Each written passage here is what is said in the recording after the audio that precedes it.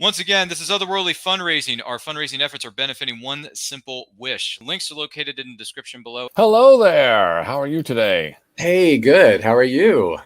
Good. I'm going to give you my slightly prepared introduction. Okay. The first and only time I met our guest this hour was in Springfield, Missouri earlier this year. My wife and I stood in the autograph queue for an hour. And when we reached the table, this guest looked at us like we were the most important people in the room and that he'd been waiting all day just to say hello. That is how awesome our guest, Doug Jones, is. Welcome to you. Yay! Here's your round of applause. I don't think I can live up to that introduction. Thank you so much for that, John. Not a problem. I'll give you an immediate out version. When we go to, my family goes to Metropolis every year for the Superman celebration. Yeah. There's a lot of porch parties and fun stuff with just big crowds and noise and 12 conversations. And I love that. But the best thing to do is to find one person and sit in the corner. And whether you remember the conversation the next day or not, you just live in that moment and you enjoy it and you talk. And that's all I'm hoping for this hour. Okay, well, let's do that then. All right. I did, however, write down a few questions just to be sure. Terrific. And some of them are just pointlessly silly, and some are relevant to your career. So I'm going to give you one choice right off. Would you like a silly question or a real one? Okay. You're going to give me, I get the what? I'm sorry. Oh, you can choose. I'm sorry. You can choose a silly question or a more realistic one. Oh, I say we start with silly. Well, why not? Why not? Well, then this immediately causes debate because is this even a silly question? Okay. Does pineapple belong on pizza? Absolutely, yes. I love this Hawaiian pizza. Yes. Mm-hmm. Yeah, I would never tell that to my Italian friends, but for me personally, love it. Yeah, I love a ham pizza. So I think if I have to have pineapple on there, it's got to have ham or at least black olives to go with. Somehow like a little bitterness to go with it, I think. It's the right way to do it.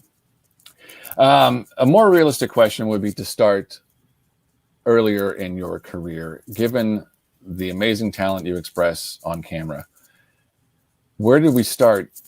If you were to say, you know, like those fun stories, like, well, I was in the school play and I got to play a tree. For you, that might be an amazing backstory. Do you have that kind of origin, or did it start later in life when you're like, this is what I'm doing, I don't like this, I want to do this? No, I have pretty much been monofocused all my life. When I was a kid watching TV, when I was a geeky, skinny-necked, awkward kid watching TV, I found characters like Barney Fife on the Mayberry Show, and Dick Van Dyke, and Jerry Lewis, and Danny Kaye, and anybody who was kind of like not handsome leading man, but kind of a goofy and attractive in that way. Mm-hmm. I was like, you know, that's what I want to be and do. That's what I'm built for, I think. So that's what kind of stuck with me. And even if once I went to Ball State University, I majored in radio and TV broadcasting. I had a minor in theater to keep my toe I had a toe in reality. Like for growing up in Indiana in the Midwest, it's kind of sensible to have some kind of a relatable skill other than acting. And then also to keep my toe dipped into the creative pond too, with a theater degree. So I didn't have any idea what the possibilities were for me with employment as an actor. Mm-hmm. But leaving college, my first job out of college was at Kings Island, a Midwestern theme park. And I was a mime on the streets there because I learned the mime art while I was in college. I was in a mime troupe called Mime Over Matter. That's a pun. And so, you know, that skill set was sort of a part of me by now. And so I got to use that at a theme park, scaring children all summer, and basically roaming around the park, entertaining people with ropes and walls that weren't there. And then after that, I was thinking, I better settle down and be like a responsible adult now and carry a briefcase and wear a tie like my dad did. So I got a job as after lots of interviewing and sending out resumes. I got a job as an advertising salesman for a newspaper in a small town in northern Indiana. I was there for 2 years, and I actually liked the small town experience, and I liked the community aspect of it. But while I was having my day job as an advertising salesman, I also had my night gig as a mime still, who would hire out for banquets and after dinner entertainment, and I entertained at schools and scout groups and parades and the Lions Club, the Kiwanis Club, the Optimist Club, anybody that would have entertainment, I was available, and I ended up getting a little name for myself in northern Indiana. And I traveled around on nights and weekends doing that. Again, that kept the creative side of me alive, and then ended up moving out to Los Angeles, California, in March of 1985 to take a bank job that my uncle set up for me, and he introduced the opportunity, and I interviewed for it, and the problem is that I interview well, but I don't have much follow-up when it comes to a bank job. So square peg, round hole, we found out. So within about, it was a 9-month training program that would make me a manager, an operations officer, supervising tellers and keeping track of all that's in the vault. You should not trust me with that. And they found that out by month 8. They were like, yeah, this isn't going to work, Doug. So they fired me, and I might have teared up and been depressed for maybe an hour, and then I was like, I'm free, and now we were living in California, so that's when I started doing my acting classes, and to see if I could get into TV commercials.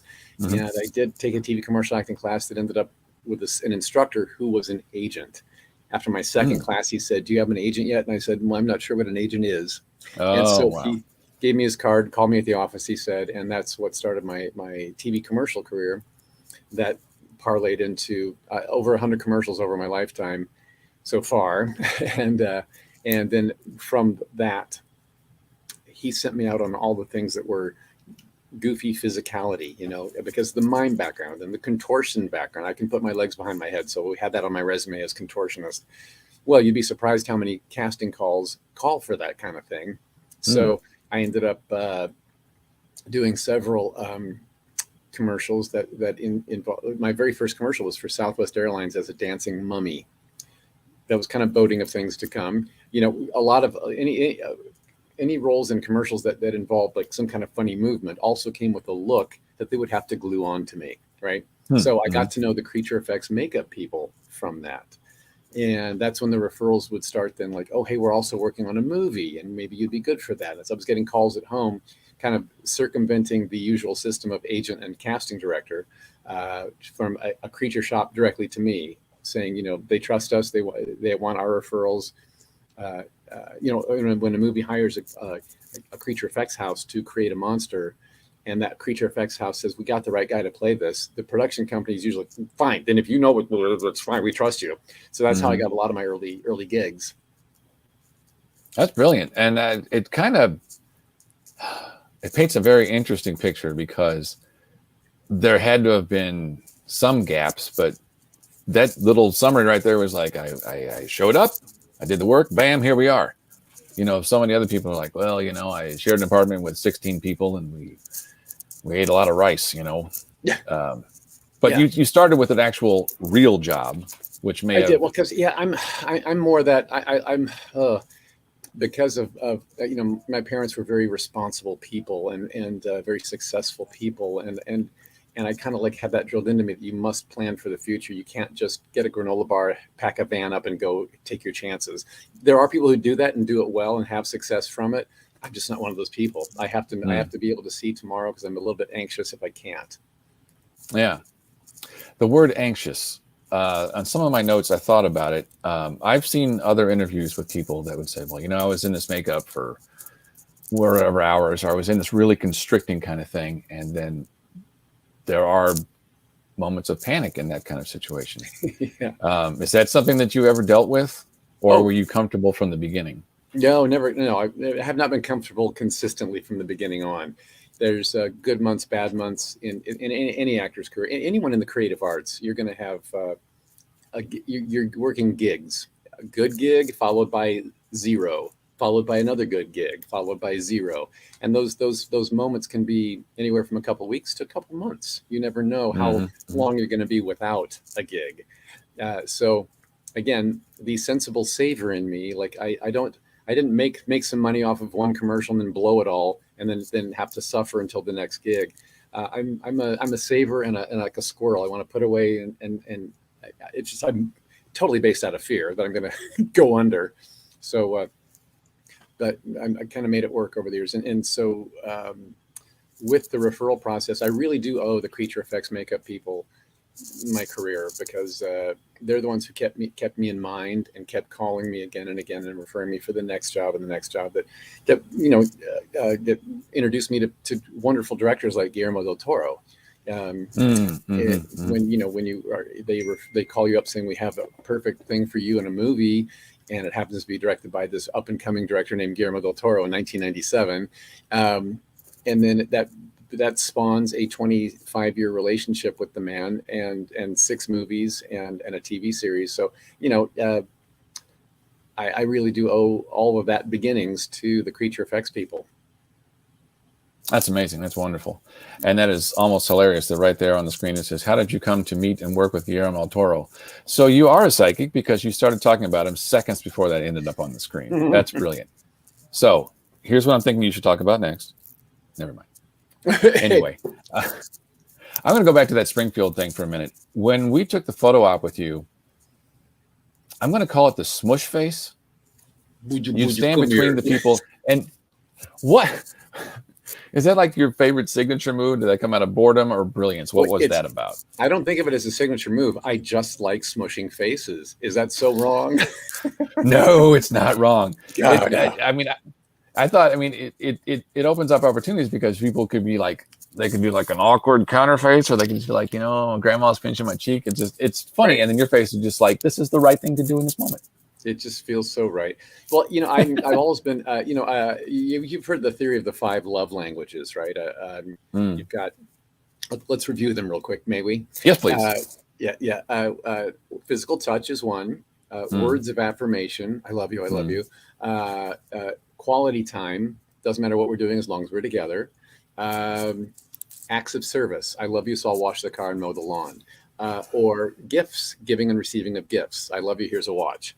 So out of those 5 love languages, physical touch is my strong one, with words of affirmation coming close behind. So that's why I like to do good you boo. I pet people, I hug people. So when it comes to the convention appearances, like the one you were at in Springfield, by the way, I had such a great I love Springfield, Missouri. And I love all of Missouri. I also did a convention in Kansas City shortly after that, only months later. And the same kind of again, from the Midwest, this Midwestern vibe. It's like, oh, these are my people. I feel right at home here.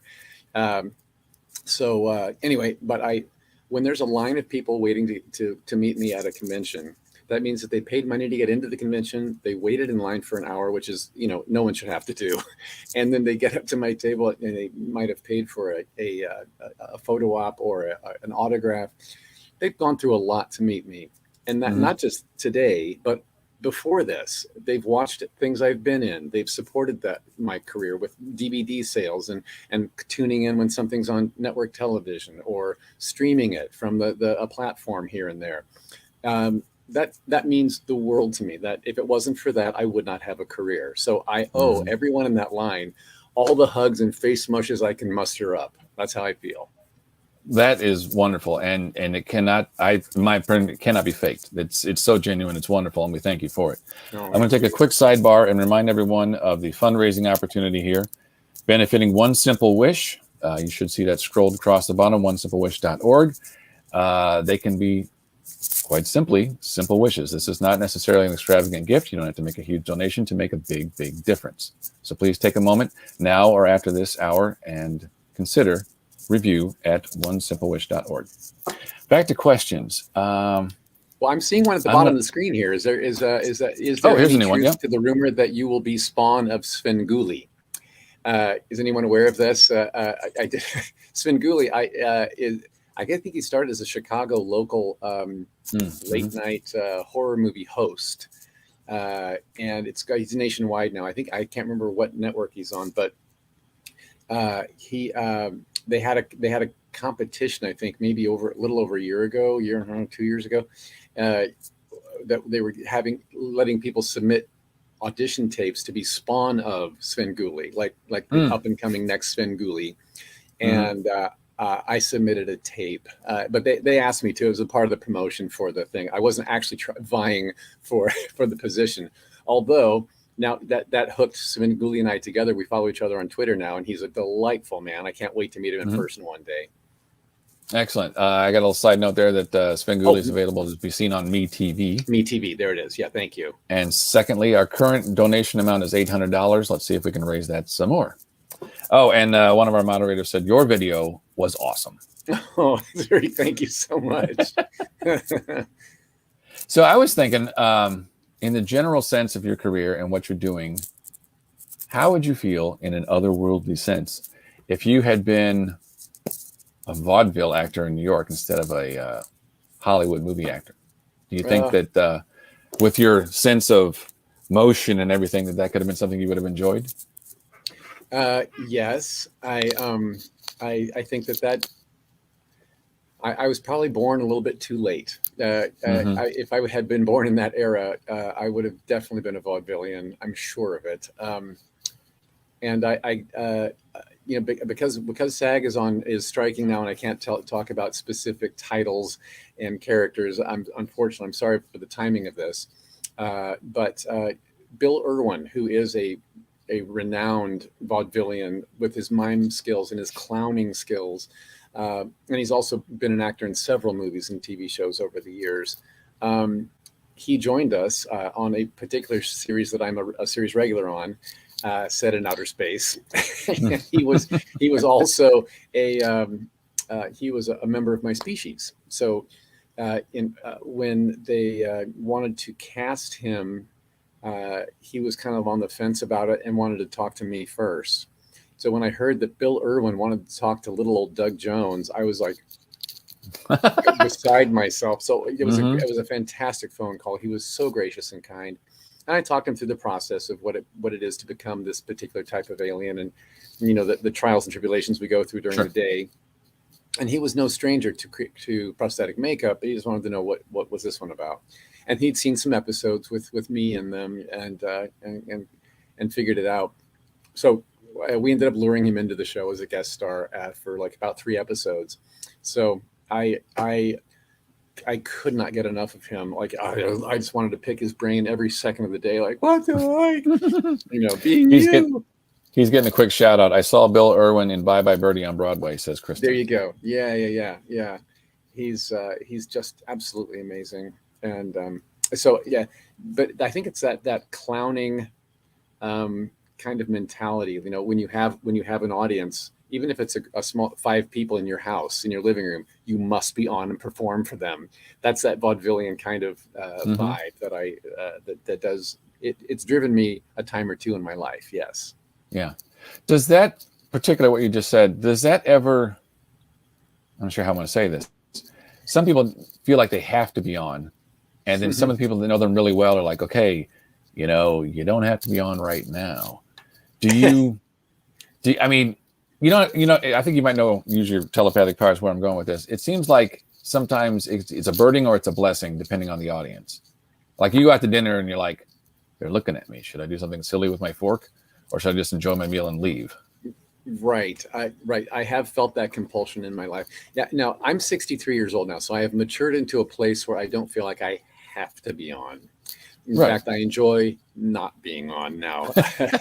When it's the right time and place, yes. But when someone's when I found that when I'm on all the time, it can exhaust people, and it exhausts me too, because I'm actually I tend to tip into the introvert side of the scale more than the extrovert side. Even though I present extrovertedly, I really live in the introverted half of that scale. So being on around other people just saps me of all my energy. So I find that if I don't put the pressure on myself, like I must perform for everybody, if I don't make myself do that, then it's like, life is a bit easier. Yeah, a Mhm. little bit more fun to live. Yeah. Yeah. I mean, like you say, if you were at a party with a whole bunch of people in a big room and you're on, it could be for the 3 people that are standing right next to you. It doesn't have to be, Right. hey, I'm about to do a thing. No, Because exactly. No, exactly. and that's not a bad thing in any way, because those 3 people are like, you missed out. And that's that. But I'm glad that you mentioned the introvert part, because that's sometimes how I feel about myself is in my own circle, I'm on a lot. And there was finally, anyone that knows me will understand that it took a long time for me to reach a maturity level where I should let someone else tell the punchline. I don't always have to be the funny guy. I can be the butt of the joke if it's not mean. You got to know. Oh, I'm going to interrupt myself for a question. One of my favorite questions to ask is, who is the most famous person in your phone? I've loved meeting you at so many cons. Thank you for joining us. That's Doug Hubler right there. Yeah. Most famous person in your phone. My phone's right here. Can you see that? That's Guillermo del Toro. Nice. Oh, That's my he's calling right now? screensaver. with both of us holding Oscars. Yeah, I also have a ton of actors in there, but that I've worked with or met somewhere, and but they usually are under code names, so you can't find them in my phone. Right. Yeah, if we can do not breaking any rules. I was at a convention and I met a particular actor, and I mentioned a role by dropping a line, which is actually the title of the episode. And he's like, no, he goes, right now I'm texting with the guy from the show. And it turned out that he ended up on another episode. So I think I was at the dawn of that one. Another question. I know you cannot speak of roles you have done, but can you discuss roles you have turned down and why you passed on them? Ooh, a couple recently, a couple of more recent movies. It was all for good, happy reasons. I was living in Toronto, working on a TV series for more than half the year for about 6 years. During that time, a few movie offers came that I just couldn't do because of simply timing. One of them was a recent vampire movie that came out, The Voyage of the Dedemer. Another one was a little horror movie that came out called Barbarian. And each of those the roles that they were asking for me were played by friends of mine, Javier Botet, and also he was in the vampire movie, and the gross basement dweller in the other movie was Matthew Patrick Davis. So I have met with so many younger, tall, skinny guys that come looking for me, going, I want to do what you do. Can I pick your brain? My brain's been picked clean, so please don't. But if someone reaches out to me and I see promise, I will do my best to make time for them. But I just can't. I can't talk to everybody. It's like I would have to open a school and have a new chapter of life if I were going to answer everybody who asked me for advice or whatever. But but those few that I have taken the time to meet with have been successful, and I've been very, very proud of them. So if I've said no to something, it's often one of those younger folk that I've mentored that will come up and do that role, which it's all win-win for me. That's funny. I can't get over the fact that everything I'm thinking, you're like, oh, let me go ahead and say it before you mention it. I was like thinking about my daughter was questioning, and she and I were on the same page of given your role as and such and the mobility. I was thinking about flexibility, and is it yoga? Is it this? Is that? And you're talking about mimes, and suddenly you're like, I'd have to open a school. And I'm like, that's exactly what I was thinking was going to be my next point is obviously there is a transition you could do at some point if you wished to, but you're certainly not done with what you're doing right now. But, Right. a seminar, something like that would be probably be flooded with people that just be insane about trying to learn very something. Very sweet of you to say. The thought has crossed my mind, of course, especially the older I get. Now, I am being way more picky now with the rubber bits roles that I say yes to. So I am slowing down with that just because I want to explore more human characters. As an actor, I don't plan on ever retiring. I plan to do the Betty White thing, I want to act into my 90s if I live that long. But I would like to explore more of those comedic human characters that are out there waiting for me. that I've also been able to play already. Love to do more of that. But then speaking gigs and workshops are a thing that I've been doing some more of now, especially during the SAG-AFTRA strike. I've had more time to say yes to opportunities that would, like, for instance, I'm going to be going to Chicago in a couple of weeks to teach a workshop at one of the nation's largest haunts, like a big haunted house there. They have a school they work out of this haunted house year round, and so they're going to have me come in for a workshop. So I'm very excited about that, and more opportunities like that. Yeah. We got a question on screen that's been hanging out for a little while, and you can answer at your own peril. What code name do you think other people use for you in your phone? I have in their phones. I have no idea. Let's see. Scarecrow. Here comes this. Yeah, the self-deprecating answer. Exactly. Tall, skinny, goofy guy. How about we just answer another question then? Were you a horror or science fiction fan growing up? I would, I'm more a fan of feel goods, like happy endings, comedic, musical things. But when it comes to horror and science fiction, I would call myself a casual fan, where a channel flipper who lands on something and gets engrossed in it, So we in Indianapolis, Indiana, where I grew up, we had a hosted Friday night horror movie show. Sammy Terry was the host. Hello, children. And so we would stay up late and watch these, dark movies. The first horror movie that I ever remember seeing was The Mummy with Boris Karloff.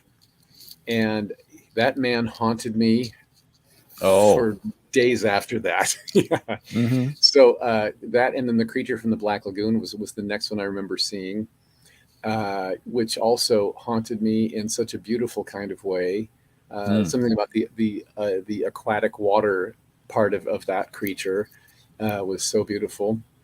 And so, later in my career, I got to play a couple of fishmen that kind of fulfilled that dream in me to carry that legacy forward.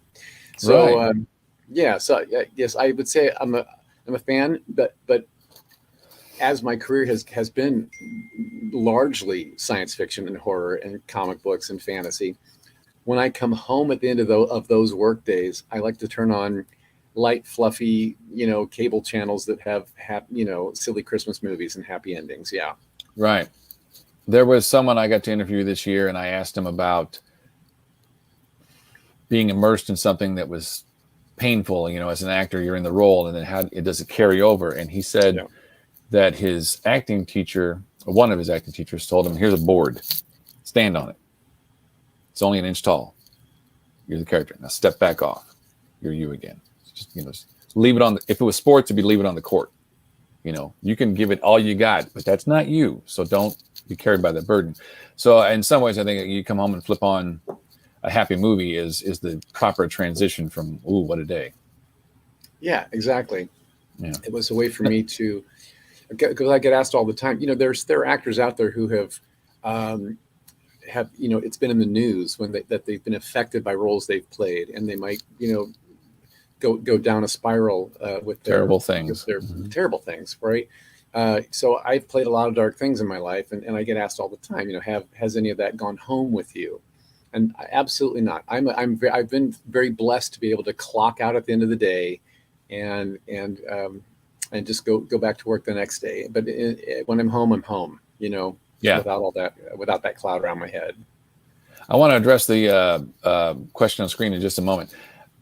Quick sidebar on your end thought there. If you spent that much time in the darker roles and you go home, are you afraid of the dark? Or are you like, come, friends? The dark doesn't scare me at all. No. Because I've seen the other side of the dark. I know how it works. There you go. Question on screen. You mentioned musicals. Do you have a favorite musical? Oh, dear. Here we go. When it comes to, my favorite stage musical, I think that I've seen the most times on stage would be Phantom of the Opera. And then another, but like childhood happy memory musical movies would be like The Sound of Music. Yeah, Julie Andrews, loved that woman. Yeah. Another question on screen. We'll do it from rapid fire. Who were your favorite performers growing up? Who inspired you? Yeah. Well, again, I mentioned them earlier, Dick Van Dyke and the Carol Burnett Show. Oh my gosh, I never missed an episode of that. Yes. But you know, Conway and Corman, and Vicki Lawrence, and sorry, Harvey Tim Korman Conway, and Tim Conway. Yeah. Just utter brilliance coming out of them every week. And the thought of going to work and laughing all day really, really inspired me. But honestly, Don Knotts, that he was the one I related to the most. It's like I actually felt like I looked like him, skinny neck, big lips, bug eyes, and the confidence to be as funny as he wanted to be. I just really admired him. Yeah, that's good. I recently had reason to revisit a bunch of the Me TV stuff, and if you will, and the Andy Griffith Show, and I watched Barney again and again and again for several weeks, and I was just like, man, these shows were good. Yeah, they were. And he took the butt of the joke, but he was as sincere as it can be. He wasn't dumb. He just did dumb things, you know, and it was a great line to walk as a character, as a person, whatever you want to say. Now, given some roles that we're not going to talk about, we'll take a different approach. Because I thought about it, and I ran this one past my wife, and she thought it was pretty good, and then we both answered it. If you had this is a would you rather. Okay. The precursor would be you're perfectly safe, nothing bad will happen, you'll come out the way you went in, life is good. But would you rather be in a vessel exploring the ocean, underwater, seeing all the creatures, the rocks, the everything, the unknown, or would you rather walk on the surface of another planet, but you'd be by yourself, just walking around, totally safe? Do you have a would you rather on that? Yeah, safety is key on both of those for me. Underwater or outer space, huh? Yeah, wow,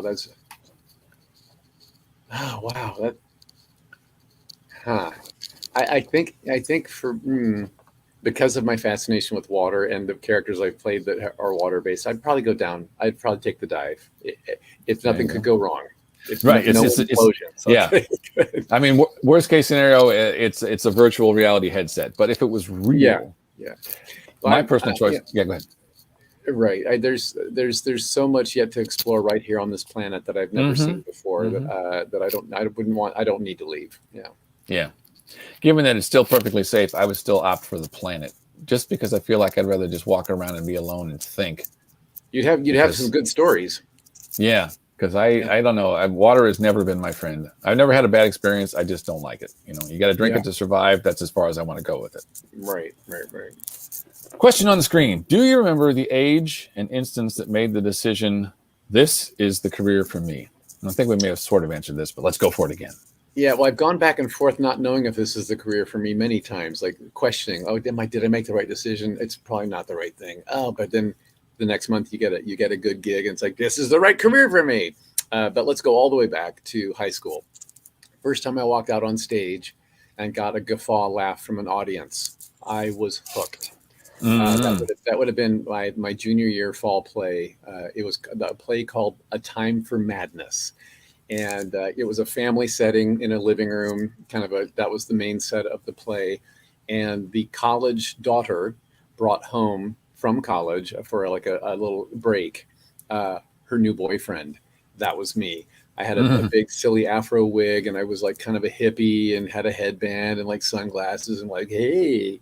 And anyway, so upon my entrance, the audience guffaw laughed, and they laughed at everything that I did the entire show. And I was like, oh my gosh, I could live like this forever. Yeah. Right. So the second you walked out, you hadn't even said a word. You just I walked through the door and the laughter started immediody. So it starts with appearance, which is interesting that then a lot of your career becomes appearance, but it's not your face, but those that know, you know? Yeah. So you had mentioned that you're interested in more roles that are more you, more personal, more believable, more human, etc. Your face, if you will. At what point might you have had the point in your career where you started getting recognized, or, oh my gosh, can I get a picture with you or your autograph? Just the casual on the street, if you were known a lot for being in makeup. Right, right. I went under the radar for many years of my career, decades of my career, and I think it was like in the maybe like in 2006 when a particular Spanish language movie came out and made it was very popular and made its run to the Oscars, through the Mhm. Golden Globes, Oscars, all of it. And I was a part of the press machine and being interviewed with this face for that Right. role. And then that's when people could like go, oh, didn't he? They look you up on their WeberNet devices and say, oh, he also played this and that and this and that. So that's happened a couple of times. More, and then in 2017, 18, same thing happened again with another Oscar movie that I was in. That did a whole run through the Golden Globes and the Oscars, and then another at the same time a TV series was just starting, a science fiction space show that was rather popular. So I was getting a lot of the more press that I did with this face and talking about this role, that role, and then a lot of the, especially around the Oscar time, 2018, with that particular movie that Guillermo del Toro directed brilliantly. That that press, those press months were full of high profile platforms and media, entertainment websites and network shows that were entertainment based doing pieces on me. They would do tons of retrospective pieces. You didn't know you saw him, but you've seen him in all these things. That Sure. A lot of those pieces and magazine articles and newspaper articles were being done that kind of tied my 30-some year career together and said, and here he is in this current thing. That's when I started getting stopped in airports and shopping malls, at the grocery store. Like, hey, are you? That started happening way more. And Right. So I've enjoyed both. My lovely Mrs. Laurie and I have discussed this before, that like, early in one's career, you think like, oh gosh, is anybody going to recognize me? I hope they do. And when they don't, it's kind of like, but then I enjoyed that. I got to the place where, no, I really liked being able to have a Hollywood career, then go to Starbucks and nobody knew who I was. That was kind of like ideal. Right.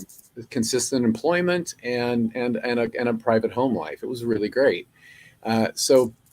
But then when more recognizability came in and more recognition on the street came in, I never cause a mob scene, so it's never gotten out of hand. It's just enough that it's like kind of sweet when it happens. Right. But it didn't start happening until I was in my late 40s, and by that time I'm like, well, you know what? I'm glad this didn't happen in my 20s. I don't know what that would have done to my head. Now, in my late 40s, I'm aware that, like, fame is fickle. Fame will date you for a while and then drop you and go for the next thing, the next, the younger, prettier thing, and that's fine. Right. I'm fully aware of that. My life does, and my success, my happiness does not hinge on fame. If it did, then that's why people who do hinge their lives on their fame, when that fame fades or goes away, what do they have? And that's when you hear these horrible stories of people and what they've done to themselves. So my family, my faith in God, my close friends, those things are so much more important to me. That's who I am. And acting is what I do, and I enjoy it. So if there's notoriety that day, great. If there's not, great. Yeah. When you do decide to have those seminars and such, please lead with that monologue to start, because that was textbook how to be a happy human right there. That was wonderful. Thanks. And we're going to try to make some more other humans happy. We're going to make another note about One Simple Wish as the benefactor of our event this weekend. Please consider donations. The information is at the bottom of the screen. Shout that out there. And I had a note about something, since we're, I think we can sidebar and actually maybe talk about a project here. Because at one point, I remember watching a YouTube series that was sort of movie serial-esque. It starts to turn a couple of bells there, that you helped out some independent filmmakers with. And it was, what was it called? The I've done danger so many element. web series over the years. I'm trying to think. I can't. There was the danger element. Oh, the danger. We could talk about that. Yes, that was such. Yeah. What was the name of the Westbrook or Right. is that right? And Yeah, I think so. John Allen Soares. There you go. Was the director writer kid that I met at a convention. Met him at San Diego Comic-Con, and he started sending me like, hey, do you want to be in this? And look at some of the work we've done before. Goofy, funny, silly, everything I love. And so I've done a couple of things with him. I also was in a web series he did called Sock Baby. I was in Sock Baby part 4, I think. Yeah. Yeah. And then the danger element was a web series that then he compiled it together to make a movie out of it. And I'm not sure if I'm not sure where that's available right now. Might be Tubi or something. I'm not sure. Yeah. Love it though. Love it. I like independent filmmakers kind of have a special place in my heart, because if you've written something and you try to push it and sell it to a network or a big studio, it can be a thankless and hard road. But then when you say, let's just make this ourselves, that is an independent spirit that I really love and admire. And then you also have the freedom to make whatever movie you want. You might be on a tight budget, yes, but you can also have the freedom to creatively make whatever you want without a studio head saying, here's what we want. And, we've been going over the notes and here you don't have to worry about that. So that's the part of independent production that I love, is that you get to a really pure storytelling from the perspective of the filmmaker. And I love being a part of that. And then, of course, obviously at this point, you would have decades of experience. Not that you would push it on anybody, but you would have a lot of things you could teach somebody just by being there and being part of it. If it's someone that's young and new and not as experienced, but they get that pure part, but they don't have the experience to go with it. Right. Exactly. A question about your performances in general. Sometimes you'll watch somebody and they'll go, oh yeah, I kind of lived in that moment, but I never did see the finished product. Do you watch your own performances? Do you watch your movies? Do you like them? I do watch them. I don't always like myself, but I know lots of actors who don't like to watch themselves, but I feel like I have to, even as painful as it may be to watch myself. I want to learn and grow and get better at what I do, and if I can pick out my mistakes, which I do with great ease, then that's something I can make sure and make that note for next time. That now let's trust your instincts more, or work that comedic moment. Your timing was a bit off, or physicality. Like, gosh, had you put one more tick of energy into that particular move, that might have worked better. Those are things I really have to watch. Right, but then you also have the idea that the director is like, oh, we could do another take if it really matters to you, but I got what I wanted, but that's not necessarily what you want. Right, but then that depends on the director and how much trust I have in them. So, if a director who knows what he or she is doing says, "Oh, we got it," a lot of the directors will not move on to the next scene until they know that they've got everything they need for this one, and I have to trust them sometimes. Like, gosh, I know I had something else in me, but and then I'll watch the finished product and go, yep, they were right. They worked. It totally worked. Question on screen. Can we talk McDonald's commercials? Sure can.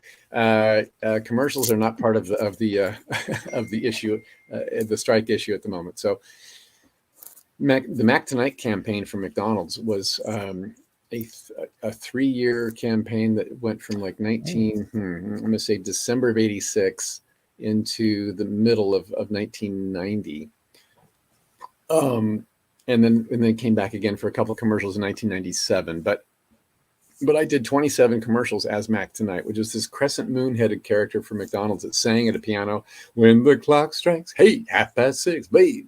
So I ended up buying my first house with McDonald's money. So God bless them for employing this young, goofy actor. Then that was my 4th TV commercial booking I ever got in my first year of acting, was that McDonald's campaign.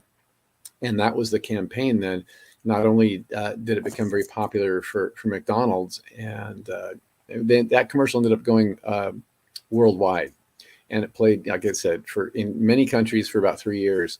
And during that time, the Creature Effects makeup people who created the Moonhead and puppeteered the Moonhead, they would ask for help on the commercial shoots from people from other Creature Effects shops.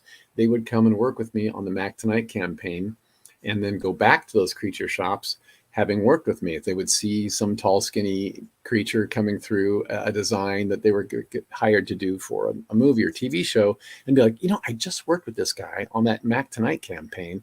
And that's when I would get a call. So I really, McDonald's was very good to me.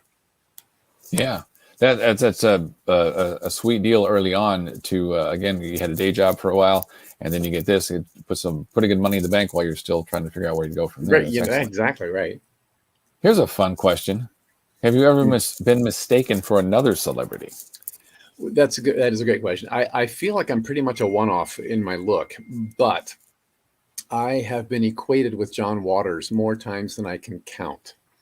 Director John Waters. Of course, he has a little pencil mustache, and but we do have very, very similar facial features and tall, skinny. Admittedly, necks. I was thinking that exact. Were you? There you go. Yeah. So someone else. I think I've also gotten, the older I get and the more bony I get, I've been equated with David Bowie a time or two. Ooh, good company.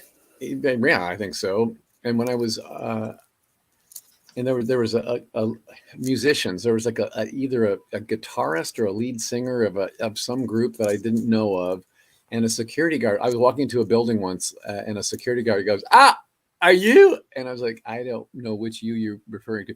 He thought I was from some rock band, and he was sure of it. So I've been, and that person came up again, and now I can't remember who the heck it was. But anyway, I don't know. Yeah, might have been dependent on the length of your hair at the time. Exactly right. Yeah. As far as your process goes, do you find a great difference when you're in heavy prosthetics or you're just you when you're approaching a character? I know every character is different, et cetera, but does it seem like something that you developed different ways, or is it just like, you have your streamlined and it only varies because of makeup? Well, I think if you're playing a character that's human and looks like this, or that is not human and comes with lots of prosthetic makeups, either way, I have to play that character from head to toe. So each character deserves his own physicality, his own visual vocabulary, as well as whatever dialogue you may or may not have. So there is a posture and a movement exercise that has to happen with each character. But when it comes to the farther you get from human, the more time you do have to put into developing, okay, with this Creature Effects looks, how extensive is this look? How many protrusions do I have coming off of me? Or how streamlined is it? And how is it on all fours? Am I up? Am I bipedal? Am I do I walk with, am I a zombie who has an asymmetrical kind of walk, or what is it? So there's a lot that goes into more that goes into the rubber bits, I think, than the human thing probably. But still, I still have to affect a posture and a visual language for every character I play, whether it's human or not. Yeah. Casting back just a couple of years when the world took a time out, did you utilize any of that time to learn a different skill? Are you a fantastic cook by any chance? I did. I was not one who baked bread at home during that time, but no. I've had an idea in my head for a novel for years, decades, and during the pandemic lockdowns, when I put my luggage away for the first time in years, I opened my laptop and I started typing this. I've got 4 chapters into a novel. And I have a literary agent who is interested in me writing my memoirs one day. And I gave him the novel the first 4 chapters, and he said, "You're not barking up the wrong tree. This is good." He gave me some notes on my first time writer mistakes, but that was really. I can't wait to get back to that. I started, a TV show I was on started back in production, so I had to put the book away, but I'm anxious to get back to it now. Yeah, that's excellent. There's a question on screen that, again, with the timing, I think, is there a book or story that you would like to turn into a TV show or movie? Not exactly your own story, but it seems that you have thought that process out. Yeah, it's one that I was actually, there was a big studio here in Los Angeles that was had a book to movie story in development. This is back, gosh, I'm going to say this is back in the 1990s. I'm going to say the late 90s. And the book was called This Present Darkness by Frank Peretti. And it's a novel of kind of like angels and demons fighting it out over a small town.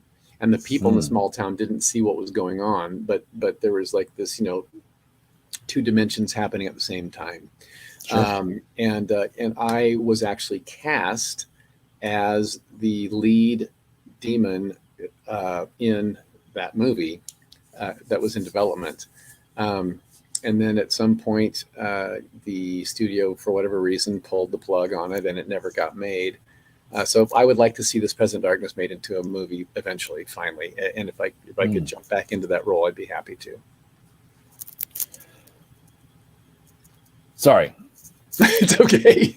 Took a look to the left at my notes. Unfortunate pause. I think I've asked almost every question I've got on paper, so we're doing great because it's 4:53, so we got about 7 minutes left. Yeah. I just feel like the question that's been in the back of my head is just going to blurt out. Do you tap dance? I'm glad you asked that. No, I don't. But how much would I love to?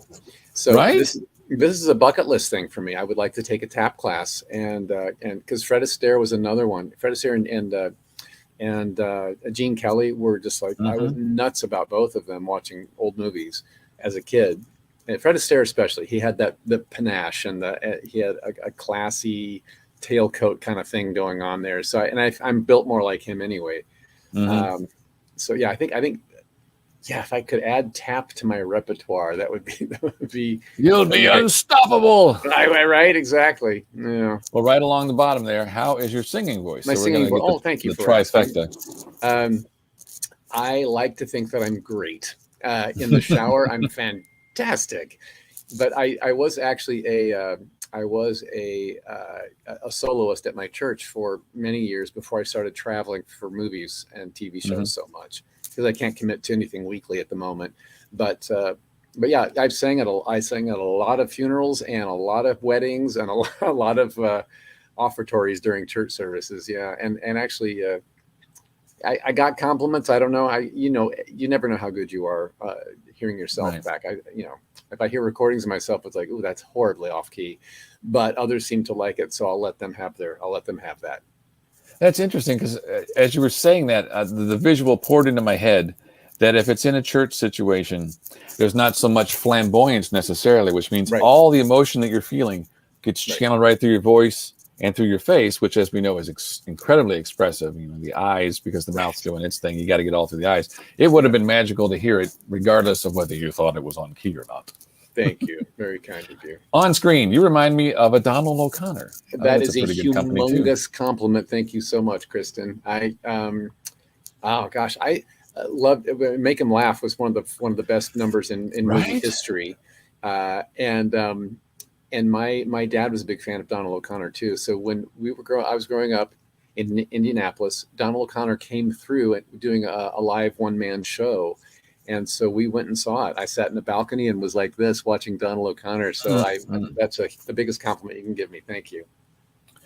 On the bottom, it says, I have read about your faith. I just want to say your sharing it is inspirational.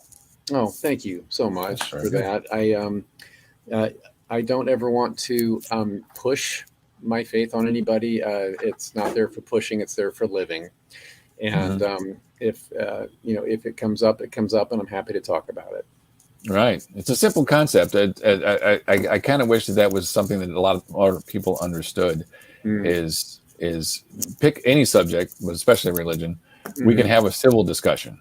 A civil discussion. Civil keyword. Simple. Right. Yeah. You know, I want to ask you real quick about Donald O'Connor. We only got a couple minutes left. It seems like Make 'em Laugh was just like ridiculous how good that was. And then you move on a few years to Francis the Talking Mule, and somehow it feels like there was a switch on the tracks that I didn't see coming. And I'm not saying he was unhappy or anything else, and you saw him in person, but that was an odd fix because at some point it just seemed like he wasn't doing song and dance anymore. But what do I know? I mean, that's what I recall as a kid seeing those movies on TV. Right. Well, you know, as you know, I'm known for wearing monster rubber bits, and I want to phase out of that and into more human roles. I will allow Donald O'Connor to go from that athletic, bouncing off walls, spinning in the air, falling on the floor. I'd let someone age out of that if they want to. I would. Right. It's fair. Yeah. 3 minutes to 5. We're going to say one more time, OneSimpleWish.org, or One Simple Wish is our benefactor. We're going to give money to tonight. Look at the bottom screen, justgiving.com. You can make a big difference with a small donation, and you know, I looked up One Simple Wish to see what they were all about, and I am very impressed with them. So I think what a worthwhile cause that is. You know, Mrs. Lori and I recently this year adopted an adult. She's been in our lives for 21 years, and now we have a legal daughter now. So when it comes to kids and home life and not being ideal and what's their future and this touches my heart. So One Simple Wish is really doing something very, very right and good. Excellent work there. One more thing on the screen says, and Donald did make him laugh as a smoker. I'm not completely sure. I'm not sure what that means, love. A typo, or just let that, just nodding politely and moving on. Yeah. Okay. Now, if I remember correctly, I'm bringing it home here, back in Springfield. If I remember correctly, I said this to you when we left. I said, pirates should seek you out because you, sir, are a treasure. Oh, there it is. So Smush face. Thank you so much, Johnny. You're good. Whoop on the nose. You are an excellent human being. This has been a fantastic hour. I really greatly, truly appreciate the opportunity. This is wonderful. It was everything I hoped it could be. I hope you enjoyed it yourself. I hope everyone who watched enjoyed it. Anyone that didn't get to see it live, you should be able to watch it again on the stream later. You can watch the rerun. And good luck to you, sir. And I say thank you for your time today is on screen. Simply put, there it is. Thank you, good sir. Another round of applause. There it is. Once again, this is Otherworldly Fundraising. Our fundraising efforts are benefiting One Simple Wish. Links are located in the description below.